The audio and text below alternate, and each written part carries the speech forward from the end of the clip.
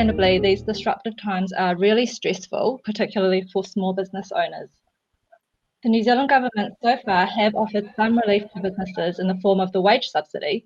Something like $5.3 billion has been paid out so far, and there's also the Business Finance Guarantee Scheme and some tax concessions.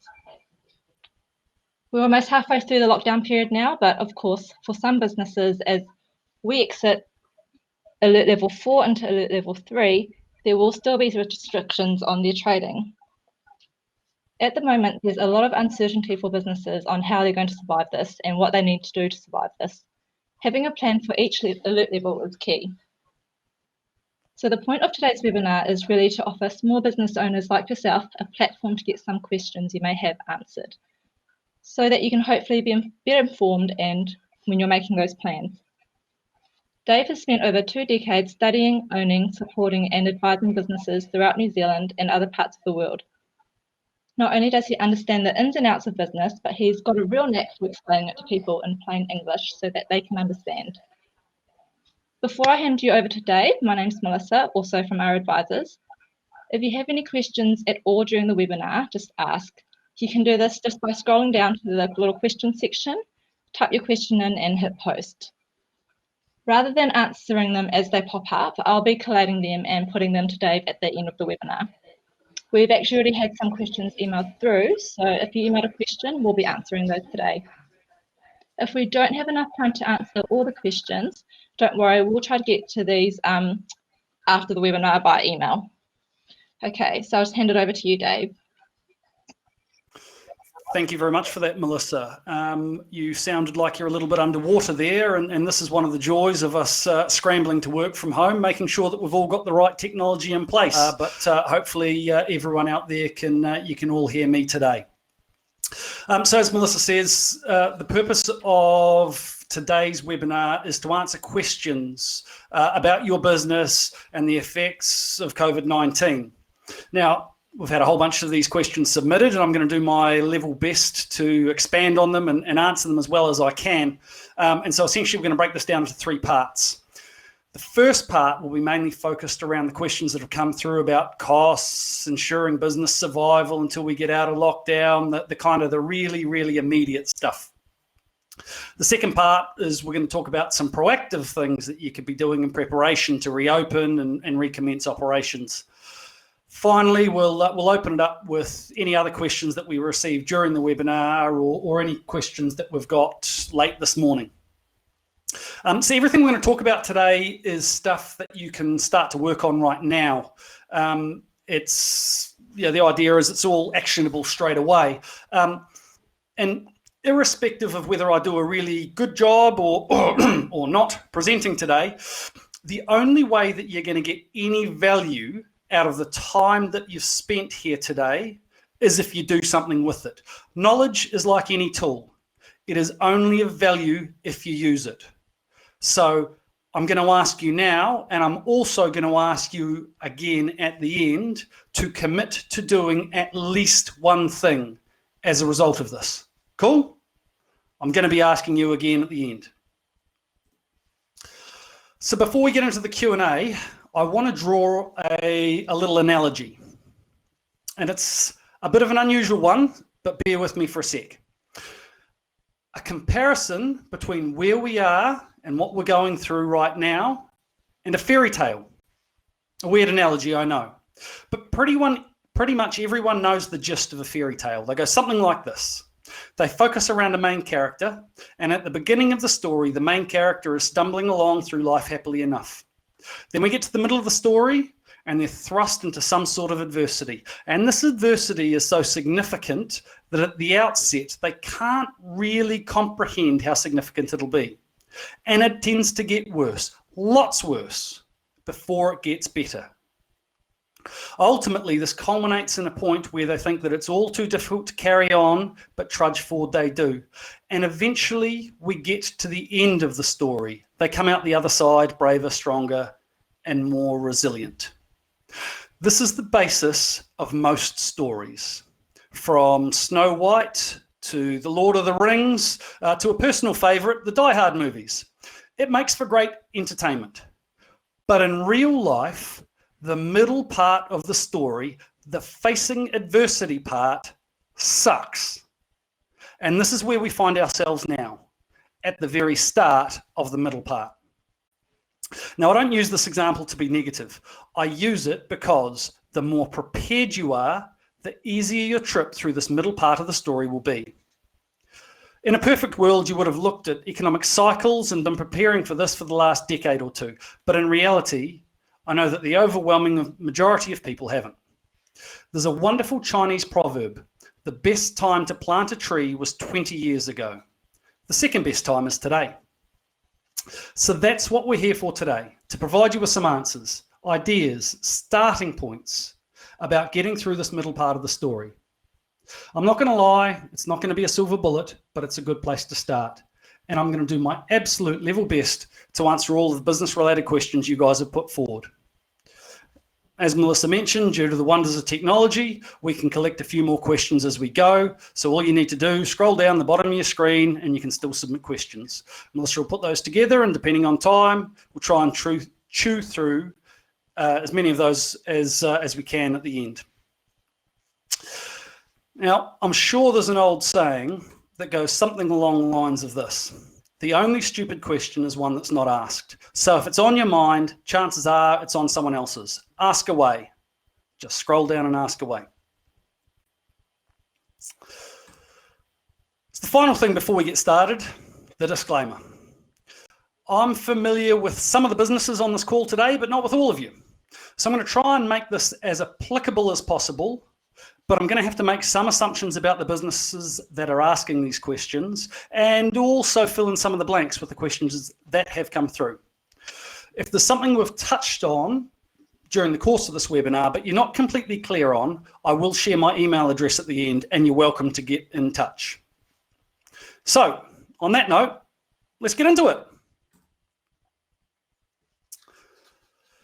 So the first question we're going to look at is around paying bills to your suppliers. And we've had a bunch of questions about people being able to pay their bills on time. For this question, I've assumed that you mean your suppliers of raw materials or goods for resale. We'll cover some of the other costs separately. This is about focusing purely on your key suppliers, the ones whom without you are not able to operate your business. If you run a construction company, it might be a builder's merchant. If you run a coffee shop, it might be a coffee supplier. But just before I answer this question, there is a point I want to make. Business is interconnected. We might think that we're all out there operating on our lonesome, but in reality, we rely on our customers to pay our bills so that we can pay our own bills. Likewise, your suppliers are in the same boat. If they don't get paid, it makes it harder for them to pay their bills. Now, I'm not suggesting that you put their welfare in front of yours. What I'm suggesting is the way that you would like to be treated by people who owe you money probably applies to your suppliers as well.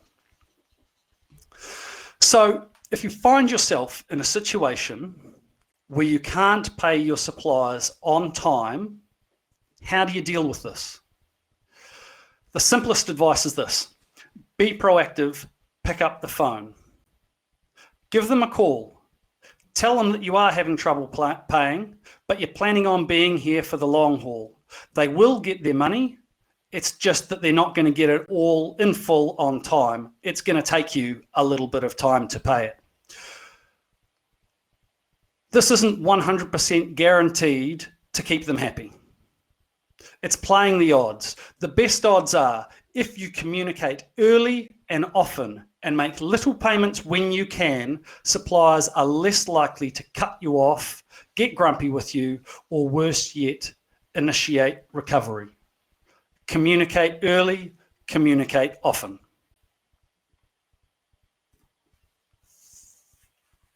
So what about when the shoe is on the other foot?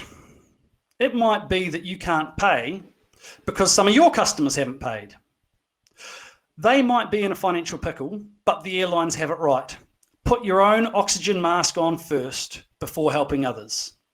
You can be empathetic, and if you're in a position to do so, you might even be able to offer payment terms to help them with their cash flow. But if your business needs to get paid so that it can meet its obligations, pay suppliers, pay staff, pay rent, etc., etc., etc., then there is an old truism. The squeaky wheel gets the grease. Make sure you're at the front of the line. If they say they don't have the cash to pay your invoice, ask them how much cash they do have. Get them to pay that amount. Get them to make small payments frequently. If you have customers that owe you money, the time to start chasing them is now. Pick up the phone, send them statements, ask them when they're going to pay. There's only one word of caution that I use here, and there's something called the voidable transactions regime. The long and the short of it is that if you receive money from a business that's in financial trouble and it tanks in the not too distant future and other creditors receive nothing, then potentially at least some of the money you received can be clawed back by liquidators and just distributed to other creditors. The reason for this rule is because the director of companies that are in financial trouble have a bias towards paying bills of businesses that hold personal guarantees, businesses that are owned by their mates, businesses that are owned by family members, or possibly even businesses that are squeaky wheels, just like you. However, this shouldn't put you off trying to recover your money, because in the grand scheme of things, it doesn't actually happen all that often. And at least in my opinion, I say it's better to have the money in your bank account than not. So chase up, chase up, chase up. Get on the phone, send them statements, hassle them every way you can, and get paid.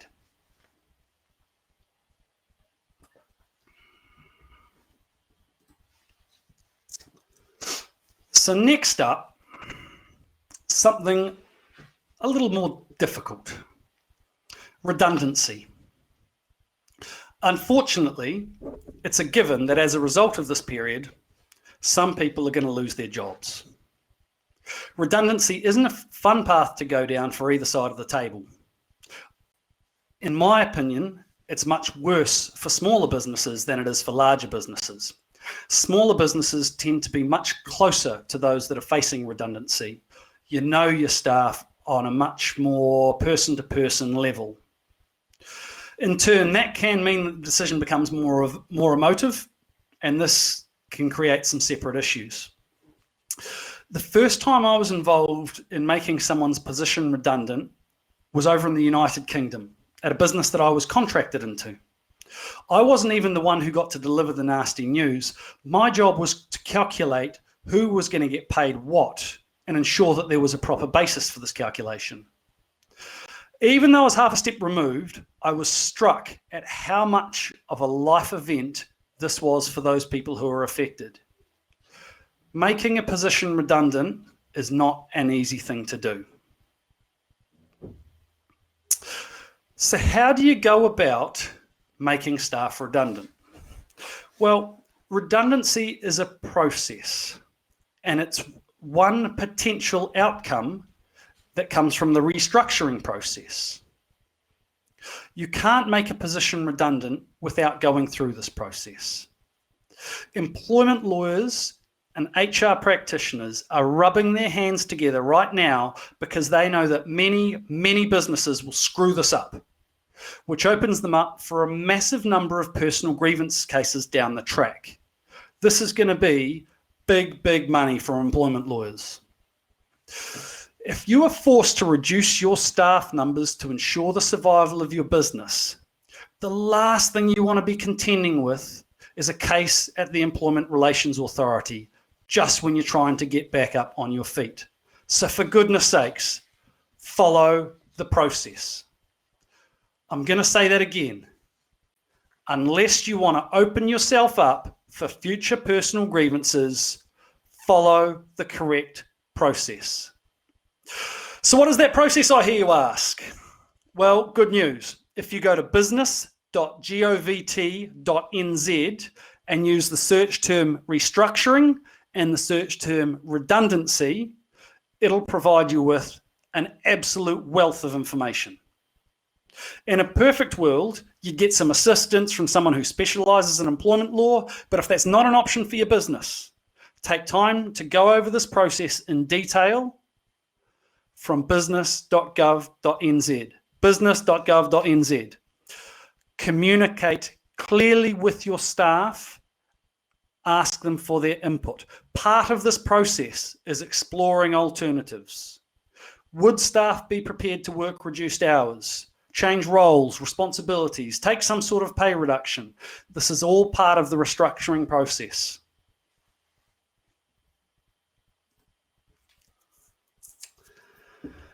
And a really important note here, you make positions redundant for genuine business reasons. These genuine business reasons do not include performance issues or personality clashes. The only thing that might work out worse for you in front of the Employment Relations Authority than not following the correct redundancy process is misusing it to get rid of someone that you don't like. Make no mistake, if you've got performance issues from your staff, you absolutely must address those, even more so given the current operating environment that we're probably going to restart in. However, don't do it via an unjustified redundancy. There is a performance management process. Again, if you're not sure on where to start, ideally talk to an HR legal expert. Otherwise, go to business.govt.nz and search performance management. It lays out the path that you have to go on. So back to restructuring and redundancy. You've worked your way through the restructure process. You've figured out that you're going to have to do something. When is the time right? When should you be looking to make people redundant? The answer to this is as soon as you're certain that changes need to be made because it's evident that your business is going to be fundamentally different on the other side of this. That's the right time to start working through the restructure process. I'm going to say that again. If you're clear that your business is going to be fundamentally different on the other side, then that is the time to start working your way through the restructure and the redundancy process. Remember, I'm going to say this again. I know I've said it a lot. It's a process, not a phone call, an email, or a text message. It takes a little bit of effort to work through properly, but these are your staff. They deserve it. It's not going to be much fun, so you might as well get it on with and get it over and done with as soon as you can. So we've had a few questions around leases and paying lease or rent for commercial premises during the lockdown period and coming out the other side. Couple of questions. What should I do about my business lease? Do I need to keep paying my lease? Can I get a lease holiday? The relationship your business has with its landlord is a very important one.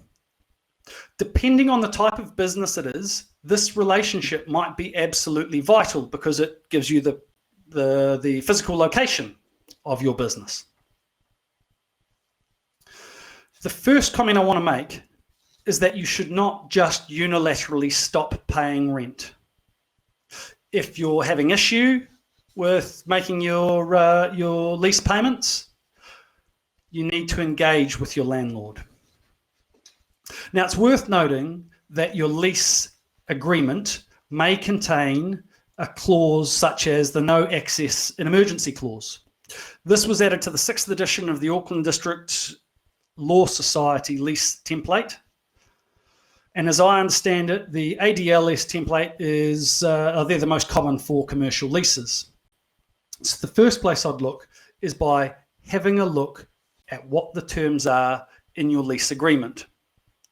If it does contain such a clause, and from memory, I think it's something like clause 27 in the 6th edition of the ADLS lease template, it may allow for a rental reduction in times of emergency. Or there could be a time frame in which to terminate your tenancy if the emergency isn't lifted. However, it probably won't stipulate an amount of reduction in your lease payments, but we'll probably say something like a fair proportion. So again, this is where you need to engage with your landlord and reach an agreement. What is going to work for both parties? So what about if you don't have a no access and emergency or similar clause? Well, we talked about raising it early with a supplier that you know you're going to struggle to meet your obligations to. In the same vein, I suggest you bring it up with your landlord early and look at alternatives that might work for both sides. Think of it this way. If you weren't going to get paid on time, would you sooner know early, or would you prefer the surprise? Early, right? Same for your landlord. Generally speaking, it's far more likely that you're going to come to an agreement on a course of action that is mutually acceptable if you engage with them, rather than going to ground or making demands and absolutes. So pick up the phone call, explain the circumstances to them, let them know that you're going to have trouble paying their the lease or the rent payments, and explain the situation. Both the tenant and the landlord have an incentive to work together. Landlords want to retain tenants because it's becoming less likely there are going to be new businesses popping up over the next little while, and that means less prospective tenants. Likewise, when we get the green light to reopen, the business tenant should be head down, bum up, working their tail off, not trying to run around and secure a new premise and worry about the logistics of moving. It's a big distraction at the best of times, let alone when you're under the pump. So give your landlord a call and come to some sort of agreement.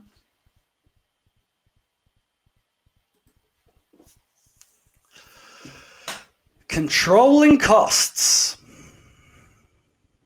So, my business is effectively shut, yet I still have lots of expenses. What can I do to reduce those? Well, some of the big costs that businesses face tend to be staff, lease payments, raw materials, and I think we've touched on each of those. However, you can still die a death of 1,000 cuts from money leaking out from lots of relatively small expenses. For example, I have a client who went to the United Arab Emirates on business a couple of years back. He signed up to a software service so he could work remotely while he was away. He was away for about 2 or 3 weeks. He came back 18 months later. He was still paying for that software subscription. How many of us, both in our business lives and our personal lives, are paying for stuff that we're not using? How many of us are paying for expenses that at present we're getting no real benefit from? Are you paying for a service but not consuming that service at present? If so, I would be suggesting getting in touch with that supplier and asking for some credit. So maybe you run a cafe that has newspapers delivered every day. Probably not so much at the moment. Perhaps you have commercial cleaners coming through your retail shop. They probably haven't been through in the last week or two. Maybe you have rubbish removal on contract for your manufacturing business. There's probably not that much to collect at the moment. None of these services are operating in your business if your business is shut right now. What other stuff are you paying for but not receiving any benefit from? Now, for small businesses, the simplest way to figure this out is to download your bank statement and read through it line by line. If you run something like Xero, you can take a look at the reports like your profit or loss and the cash summary, and you will see exactly what you're paying for each month. Going forward, it's likely that many businesses are going to have to tighten their belts. So we might as well start now. It's as good a time as any to make sure you're getting a good deal on any of your overhead costs. So by all means, engage with your suppliers and shop around. Speaking of which, if there's one grudge purchase that a lot of people seem to resent, it's insurance. Insurance companies are even more black and white than banks. They can be near on impossible to negotiate with. And there's a reason that a number of the big fancy buildings down on the waterfront have either a bank or an insurance company name on top of them. They make money. And I'm not kidding. According to the 2018 annual report for IAG New Zealand, and IAG New Zealand owns a number of the well-known insurance brands in New Zealand, that company had a pre-tax profit of $179,681,000. Perhaps I'm being cynical, but I'm not sure they always have your best interests at heart. At the same time, you've got to have insurance. It would be foolish to operate completely without it. It's table stakes. I'm talking to you today because I have been engaged by He Waka and Panuku, which are part of Auckland Council. Now, in order to do anything for Auckland Council, my firm had to prove that we have certain insurances in place. So it's a must-have. However, if we know that your insurance company isn't necessarily going to be doing you any favours right now, I suggest you start by shopping around. And I suggest doing so in a particular manner. If you've got a broker that you trust, I would start there and be explicitly clear that you are looking for a better deal on your insurance. If you deal direct, ring around some alternative providers and get quotes. Once you've got those quotes, go to your existing insurer. Tell them that you have prices from that insurer's competitors and that they are better. Point out that you've been a loyal customer for however many years, and now is the time that you'd like your loyalty to be rewarded. Since you know that competing insurance companies that you've dealt with are prepared to offer you better prices, even though they have to go through all of the fluff of administration and onboarding you, your current insurer surely should be able to cut you a better deal. And I would really put some heat on them. You're either going to get a discounted rate or a new insurance company. Quite possibly the latter. So that's the main questions that we had around the immediate term stuff, the ensuring survival bits.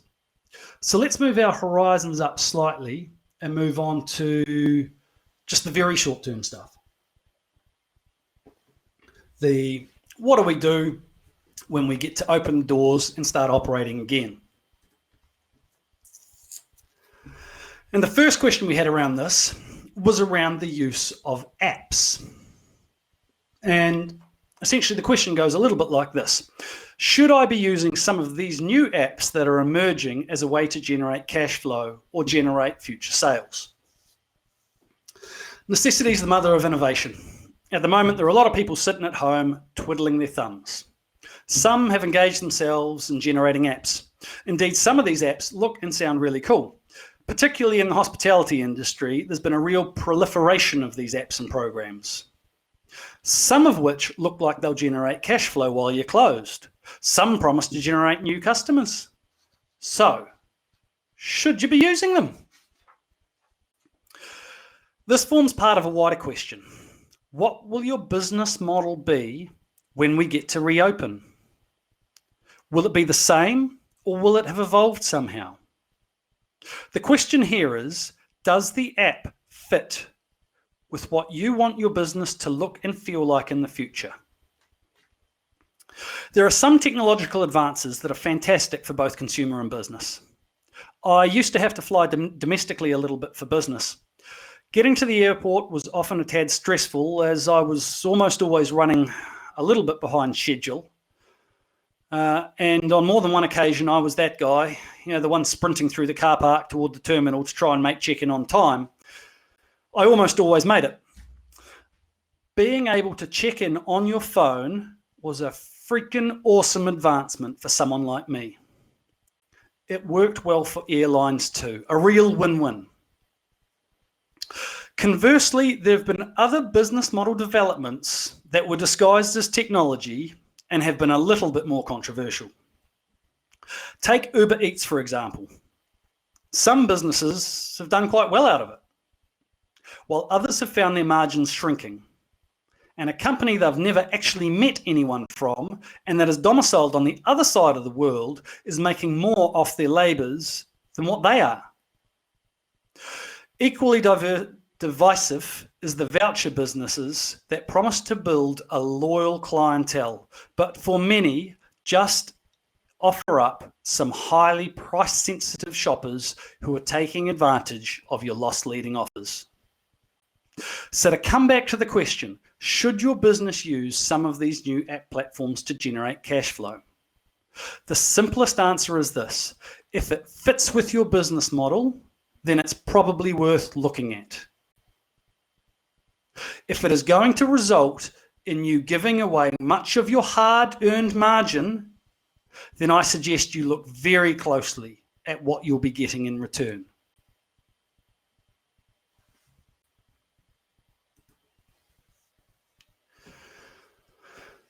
So how will businesses need to change as we come out the other side of this? Boy, this is a big question. This is going to take us a couple of minutes to chew through. So before launching into the answer to this question, I've assumed this is about what it is that you offer, the market that you play in, your operating model, rather than having the right size team or getting cost under control, the stuff that we discussed earlier. I've taken this to be more future focused. I hope that's what you intended. Now, smarter people than me seem to agree that the business world will look very different when we come out the other side. For example, a lot of businesses that have been resisting working from home have had to make the transition in absolutely record time. While there's been a few hiccups along the way, by and large, most of it's worked. This is a significant change in how many people work. And I would imagine there's going to be an awful lot of people who don't want to go back, at least not completely to the way that things were. On a completely different vein, the makeup of our economy is changing incredibly quickly. At the forefront of this, international tourism. It used to bring in $17.2 billion to New Zealand's economy and was absolutely vital to a number of other sectors over and above tourism. There's no talk of that returning quickly as our borders are shut and look like they will be for some time. Factories have been shut in China, and there's been a glut of production in other parts of the world, which has led to greatly reduced demand for our forestry products, typically another big export earner. Thanks to droughts at either end of the country, parts of our agri exports will also be down this year. So how our economy generates income over the coming 24 months is going to look different to how it did generate income over the previous 24 months. The makeup of our economy is changing. So the experience of going to the local dairy for a bottle of milk has changed an awful lot over a very short period of time. What was once a pleasant enough exchange where I went and had a bit of a chinwag with the guy who owns the dairy at the top of my street, it's now like something out of a movie, with a shopkeeper wearing a mask, eyes me nervously and asks me not to get too close. And I'm the only one allowed in the shop while other people have to wait outside. Now, I enjoy a good cup of coffee, so I've been known to frequent a few local cafes and will often shoot the breeze with the people working there. That's part of the experience for me. That's probably going to change quite a bit. Same for my local pub. Consumer behaviours are going to change, at least for a short period of time. Another factor is that we've all been cooped up inside for 4 or more weeks. Hopefully not too much more. This is putting enormous cash flow pressure on business. It would be naive to think this won't have a significant impact. There's no point beating around the bush. This is going to lead to business closures. And left unchecked, it could have a big knock-on effect throughout the economy.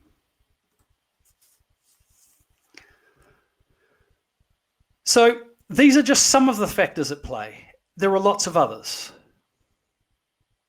There are potential changes in the way we work, the makeup of our economy, at least over the next 12 months or so, some changes in consumer behaviour, all the while businesses operating with tighter cash and pressure on margins. So what does that mean? Well, for some businesses, the effects will be relatively mild, while for others, they will need a complete rethink of their business model. Don't get me started on the poor tourism businesses. Let's think if you have a coffee shop that's reliant on city workers stopping in and grabbing a coffee on their way to the office in the morning. But now 20% of them are working from home. How are you going to respond? Likewise, if you operate a construction business that's been bidding on work at the airport, but now the airport expansion is slowing down because there's going to be much less international travel, does your focus need to change? And if so, how? So for the coffee shop, maybe you could offer a subscription morning tea service for those city office workers who are still coming in. Or perhaps you could link up with some other nearby coffee shops and collectively offer a home delivery service to people working from home around the city fringes. Now, I've got no idea of the validity of those ideas. They might be absolutely pie in the sky. But my point is this.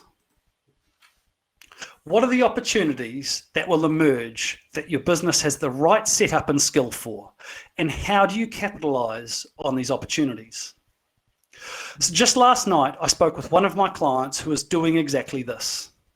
They are a very small importer. Historically, they've imported electronic items. Their traditional market is massively competitive. Their key strength is the ability to source products quickly from overseas and get them into New Zealand. Now, there's only 3 of them in the whole organisation, but they do have some really good links to manufacturers. Just yesterday, they received their first shipment of a new product line, face masks. They've also got gloves and thermometers just about here, and they've got hand sanitizer also on the way. Now, this is a completely new venture for them. I've got no idea if this will work out for them as of yet. Likewise, I'm well aware that not everyone will have this type of capability. But my point is this, they recognized what they were really good at is sourcing product, and they've used it to their advantage. And at the same time, meeting some significant demand out in the marketplace. So if you haven't put some thought into what capabilities your business has and what opportunities for your business might look like, you will be far less likely to recognize them when you see them. Let me say that in a different way. If you're clear what the capabilities of your business are and know what a good opportunity for you looks like, you will be in a better position to capitalize on one when you see it. Coming back to my client, they were good at importing electronic items, not because they had some wonderful knowledge of electronic items, but because they were really good at setting up and understanding how manufacturers worked overseas. That was the skill they used to their advantage. What skills, what capabilities does your business have that can adapt? And as Charles Darwin says, it is not the strongest of the species that survive, nor the most intelligent, but the one most responsive to change. And we're in the middle of change, baby. The world has come out of economic downturns before. Throughout history, when this has happened, it has brought with it significant opportunities with the changes. The businesses that were ready for them capitalized. So spend some time assessing what the future opportunities might be for your industry and start positioning your business accordingly. And possibly the most pressing opportunity is the grand reopening. Only it won't be a grand affair like the Christmas shopping season. It's more likely to be trepid early steps with consumers that are a bit nervous. It looks like they will go to level 3, or when I say they, it looks like the government will go to level 3 as the path out of this. And given that that is quite likely, what do you need to do to get prepared now? Is there a promotion or advertising that you could run? Have you communicated with team members so they're on board for what's in place? what the plans are when we come out at level 3. And a bit of a side note here, it is very likely there are going to be some health and safety considerations that needed to be factored in. For example, if you're in a retail store, how will you ensure social distancing while still providing customer service? How will you manage staff illness? Or for that matter, if you have a customer that comes through the door with flu-like symptoms? Will the configuration of your workplace need to change? If so, how? Depending on your business, this is going to be vital to your ability to operate. And all of this is stuff that you can start preparing for now.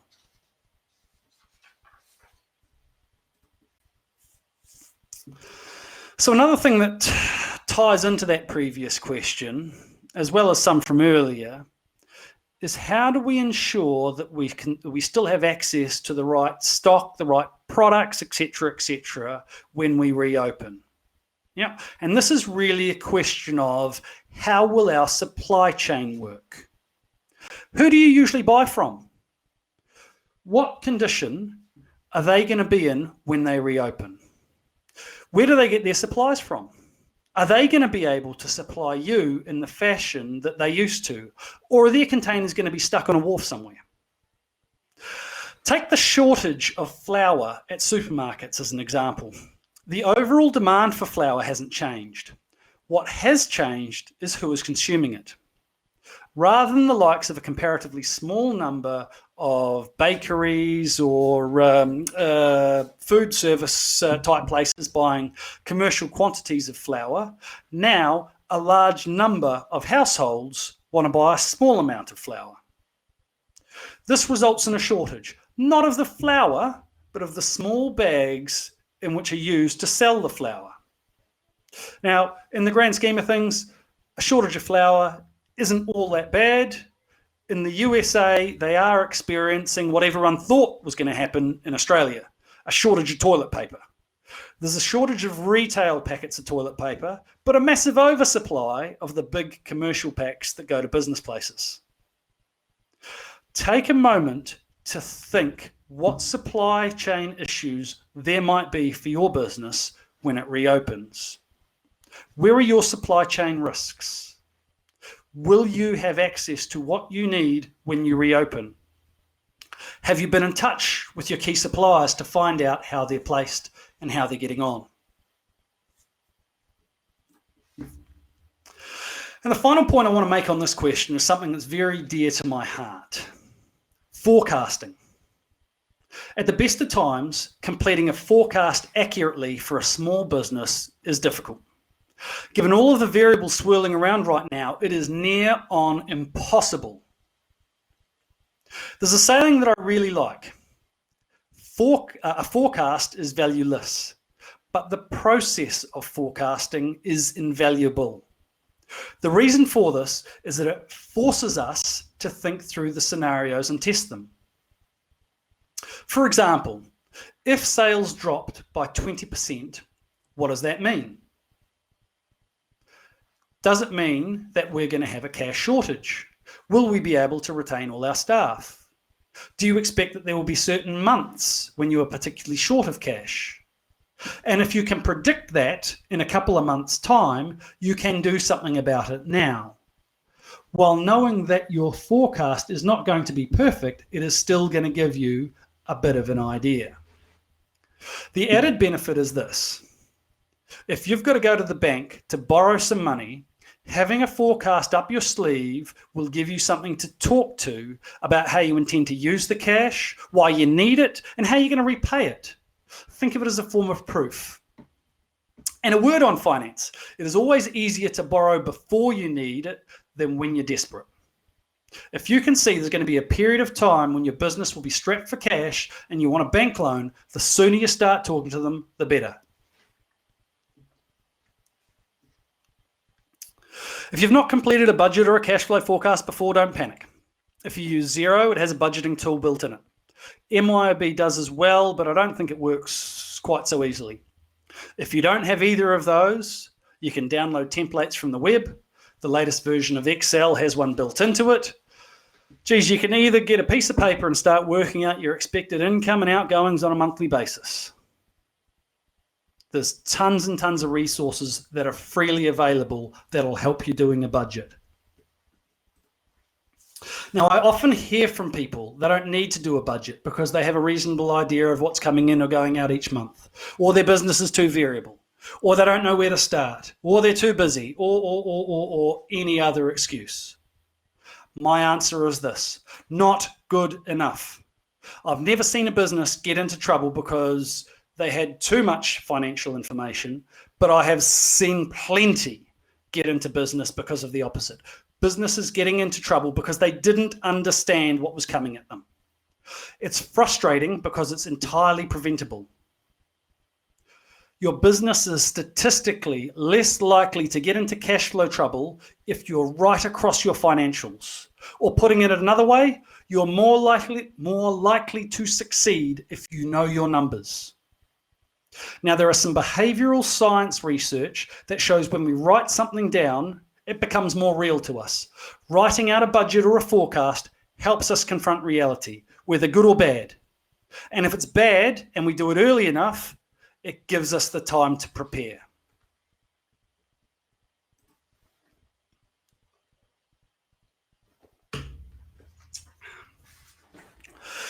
So I'm going to mold together a few different comments and questions that we've received here. The guts of it is about working together with other small businesses in your industry or in related industries. It's often the case that smaller businesses are friendly competitors with others in their industry or around the periphery, sometimes sharing resources or helping each other out. It tends to be that when times are good, we feel more comfortable about doing this, but ultimately it's kind of less valuable then. When times are tougher, we don't tend to feel so comfortable about sharing with competitors or others in our supply chain, but this is usually where it has the far greater value. Do you have people in your industry that you could or should be closer with? People or businesses that you can share ideas and challenges with, that you can pull resources with? How do you engage with those people? For me, for the duration of the lockdown, I have 2 online meetings scheduled each week with a small group of people who advise businesses from outside of my organisation. We all compare notes on what we're seeing. We talk about what we're discussing with clients. If there's something that we're stuck on, we help each other work through it. We give each other a friendly ear for ideas. Yeah, that works really well for me and hopefully the other people that I'm doing that with. What could you do? Who could you be sharing with? Who could you be working together with? And on that note, a word that started to get a bit of traction 15 or 18 years ago was co-opetition. It's kind of like taking a joint venture one step further or coming one step short of becoming a cooperative. In the simplest terms, it's working collaboratively with a number of your competitors, as well as potentially suppliers and customers, to pursue opportunities or work that your business would otherwise not be able to get to deliver on by itself. Businesses that are working in co-opetition work much closer together than, say, if one business was subcontracting another one in, or a job was split between 2 parties in a joint venture. This is where there is true sharing of the entire project across all levels. And this can result in some stuff like IP being shared. And so it does tend to be reliant on a high trust relationship. So what are the projects, the jobs, the opportunities, the new services that you see demand for, but can't deliver on your own, or want to reduce the risk of delivering on your own? Can you stitch together a team from your network and supply chain to take it on? And what would it mean for your business if it could? A good place to start is by talking with others in your network. What are they wanting to pursue coming out the other side of this? And if you're a little bit nervous about doing this, what I would urge you to think about is that the overwhelming majority of businesses out there want to find ways to increase their revenue just like you do. So it can't hurt to ask. Don't ask, don't get.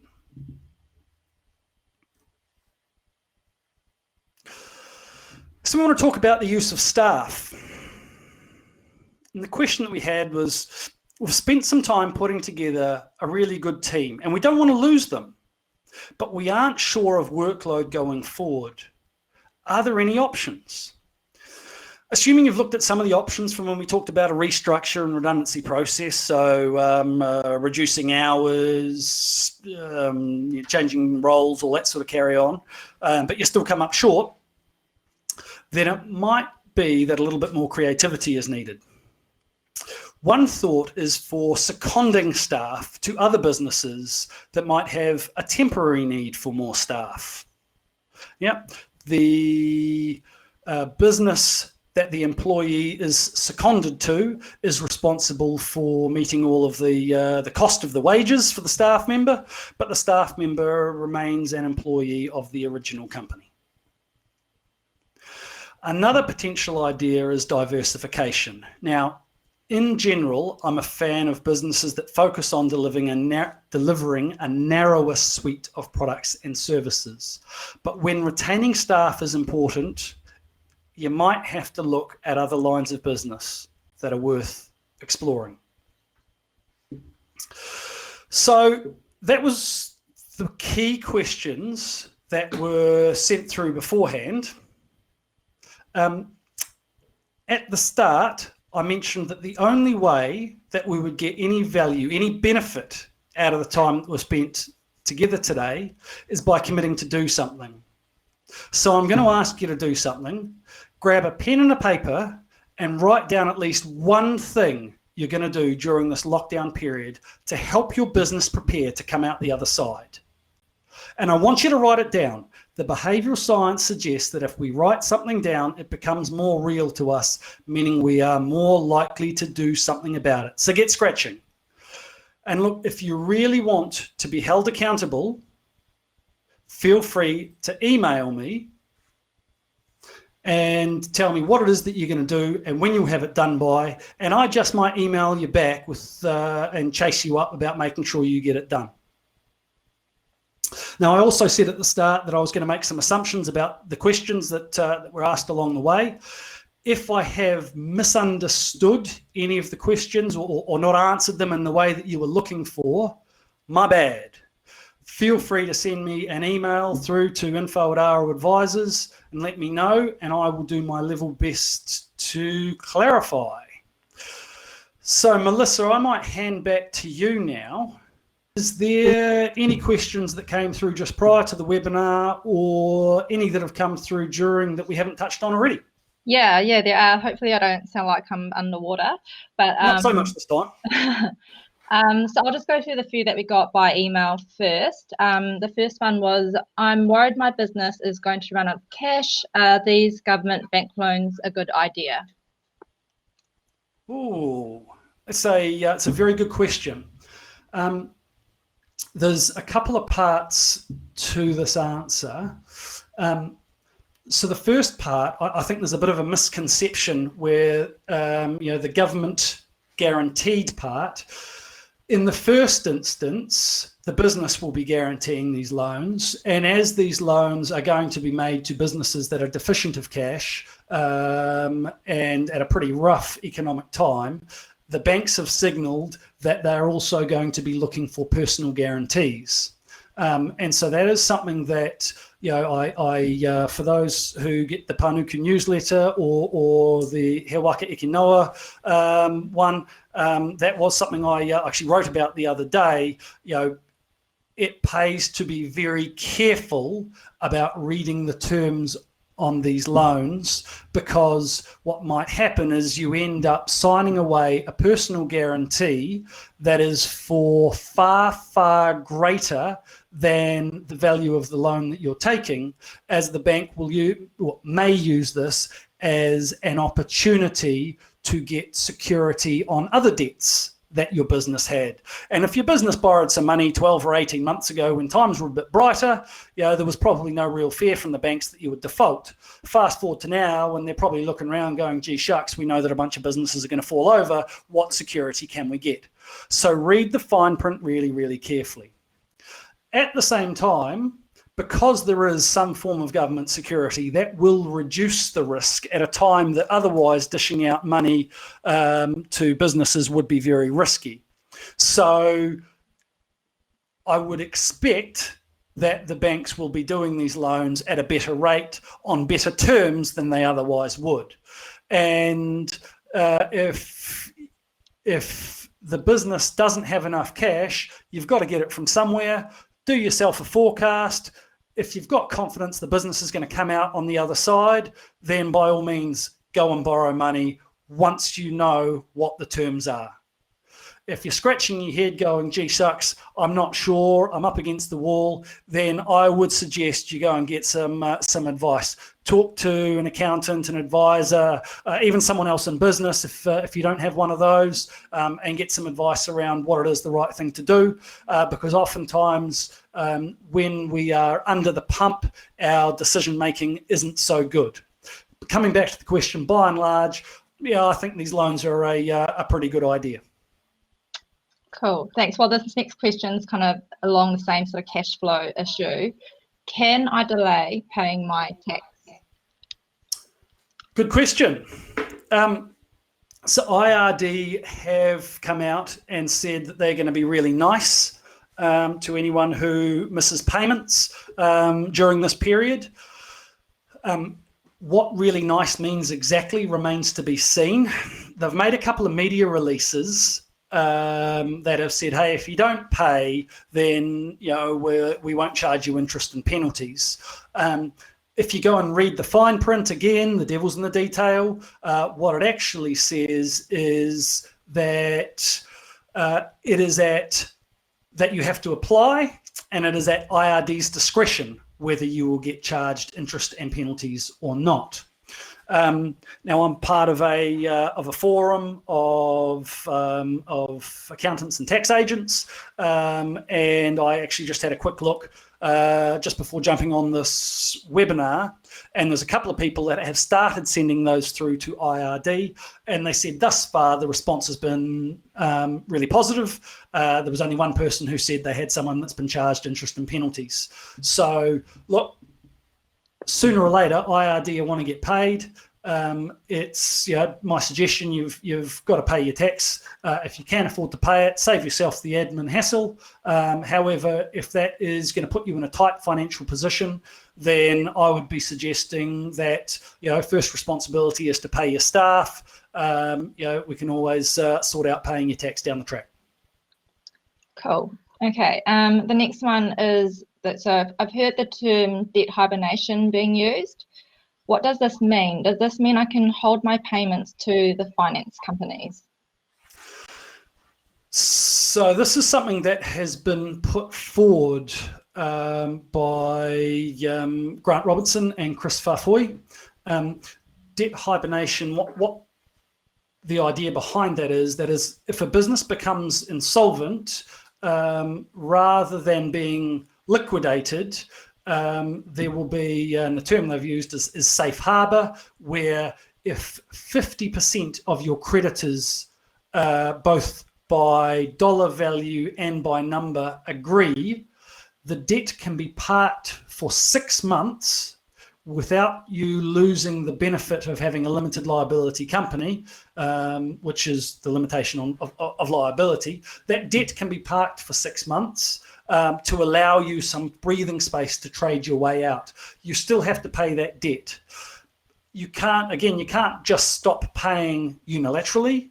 There will be a process to go through.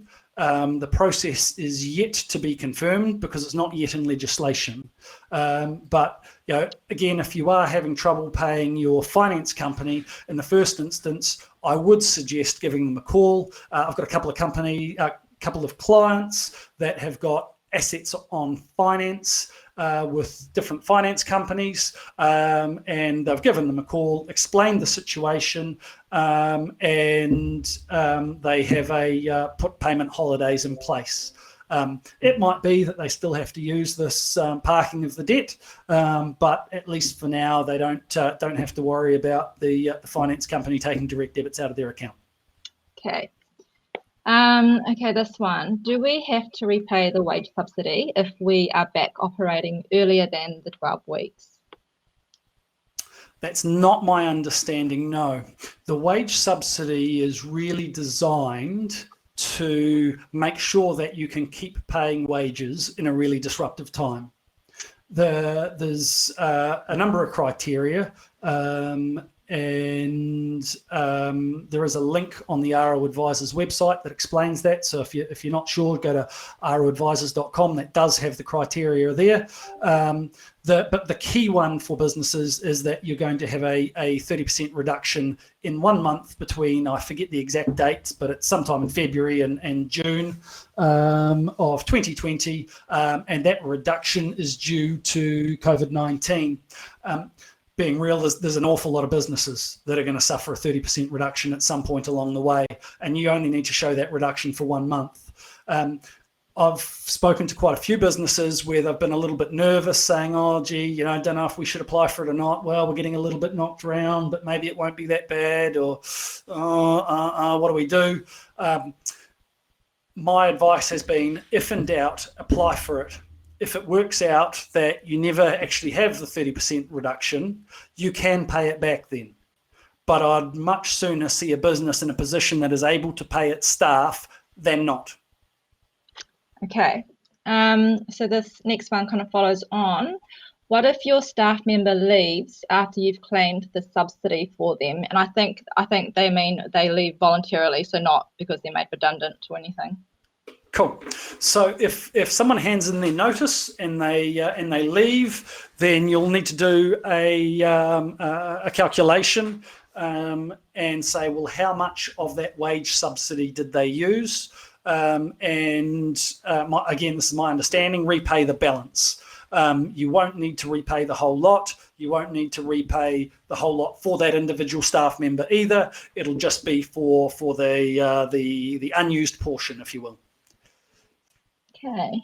Okay, this one's a good one. So someone's had plans to start their own business at the beginning of April. The business has 2 shareholders and they were both going to be working full-time on the business. It's New Zealand registered, has an IRD number, but now because of this COVID-19 stuff, they can't actually start the business. Can they apply for the wage subsidy? Ooh. That's a really good question. Honestly, I would need to check. Can whoever submitted that question, can you email info@aroadvisers.com? I will double check on the rules and let you know. It's not a question I've had before, sorry. Okay. I don't know. Okay. Following on, okay, what would you say are the 3 things that I can do immediately now to improve my business coming out of lockdown? Cool. Good question. So the first thing is understand your financials. Know what you can and you can't do. The reality for an awful lot of businesses is that there's going to be at least a tight period.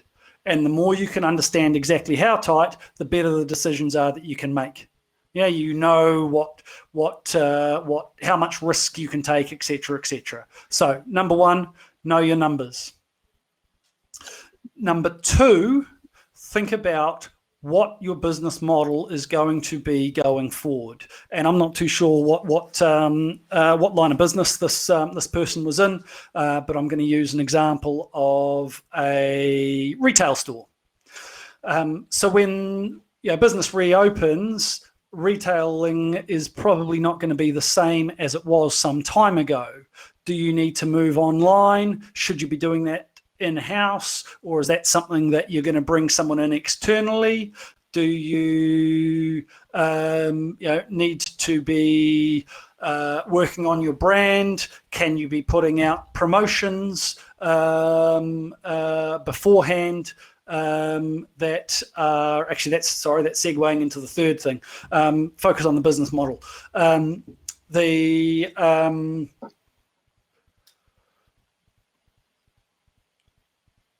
What is the product or service that you are going to be offering that is going to be most appealing to the consumer base?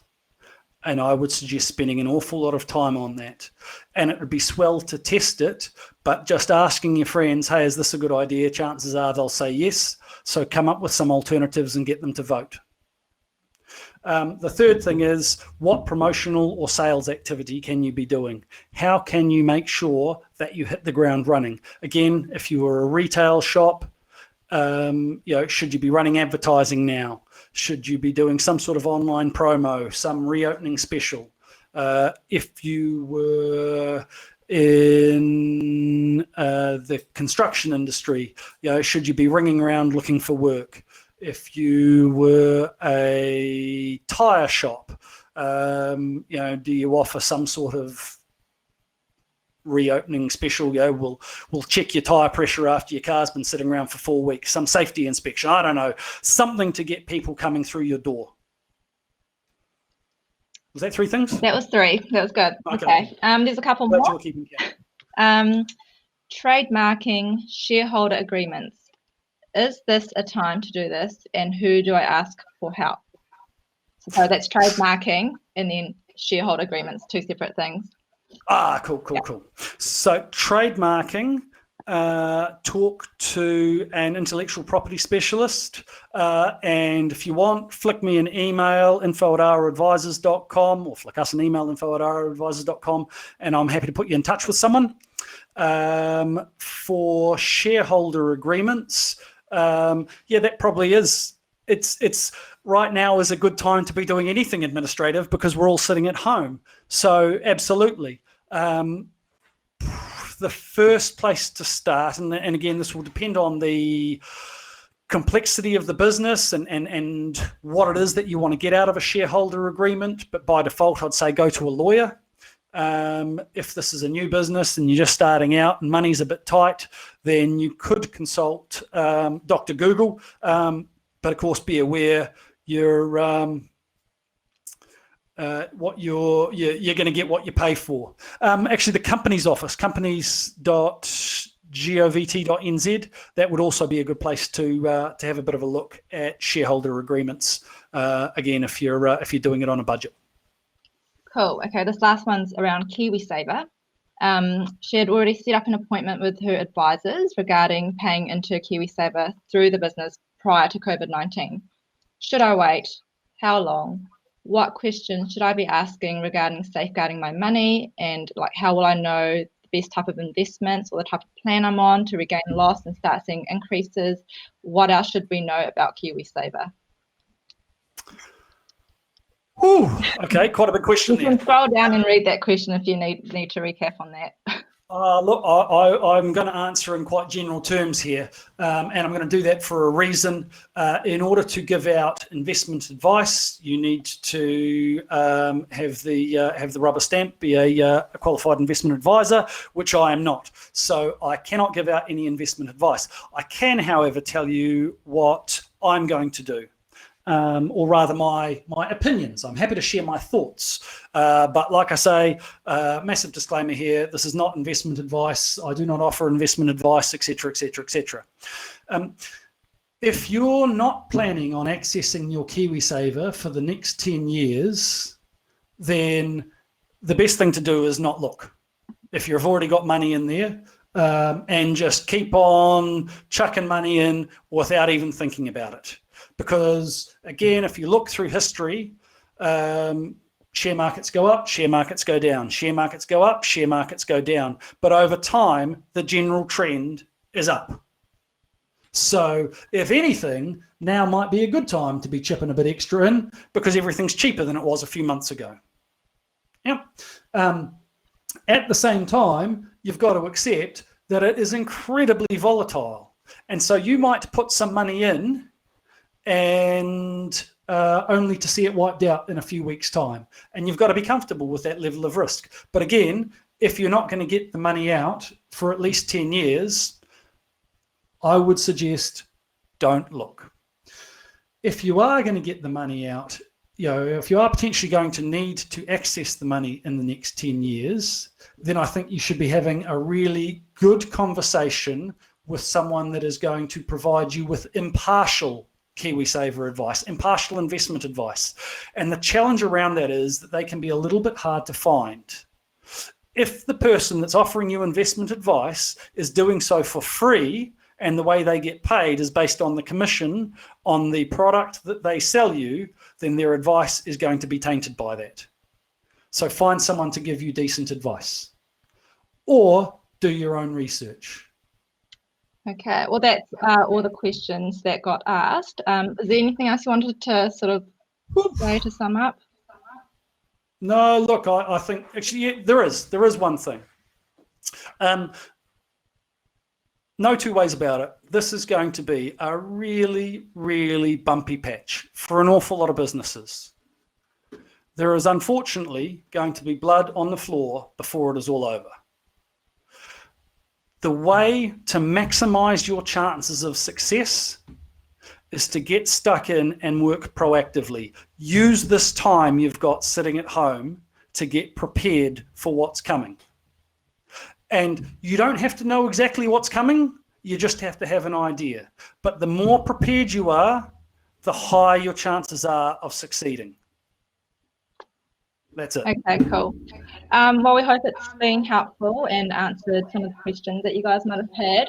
Big thank you to Panuku and He Waka for organising this. We have got this recorded, so if you know anyone who you think might benefit from listening to what's been discussed today, you're welcome to forward the link. We'll be sending that out by email shortly after this webinar finishes. Or if you do have any questions, like Dave said, feel free to email us at info@aroadvisers.com.